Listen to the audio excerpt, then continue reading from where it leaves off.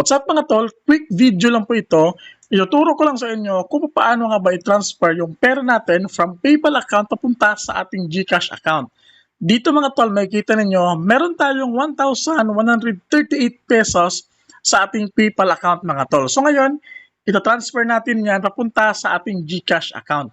So ngayon mga tol, ang gagawin natin mga tol is magpunta po tayo sa ating GCash account. So dito sa ating GCash account mga tol sa dashboard natin, makikita nyo po yung profile sa lower right corner. Click nyo po yan mga tol, tapos i-click nyo po itong My Link Accounts. Dito i-click nyo po yung PayPal. So dito mga tol, makikita nyo ang link at PayPal account yung nakalagay. Kasi nga, yung aking PayPal is na-link na siya mga tol. So ang gagawin nyo lang, i-link nyo lang po yung PayPal ninyo. Make sure lang na yung Gmail na gagamitin ninyo sa inyong pag-link sa PayPal sa GCash is yung Gmail na gamit nyo po sa inyong PayPal account mga tol para malink siya dito. So after siya malink mga tol, ang gagawin naman natin para matransfer yung pera, back to home tayo mga tol.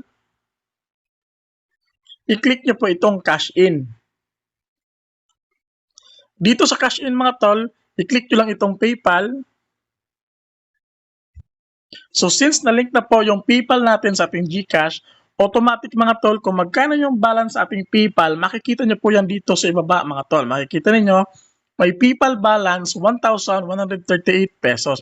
So ngayon, i-input nyo lang dito yung amount na transfer ninyo sa inyong GCash galing sa PayPal. So from PayPal account to GCash ngayong 2026 tutorial ito mga tol. So 1,138. So, meron siyang 11 pesos na convenience fee mga tol. So, ang gagawin natin, 1,138 minus 11, 1,126 yung ating ilalagay. And mga tol, 1,126. Tapos, click next. Tapos, proceed.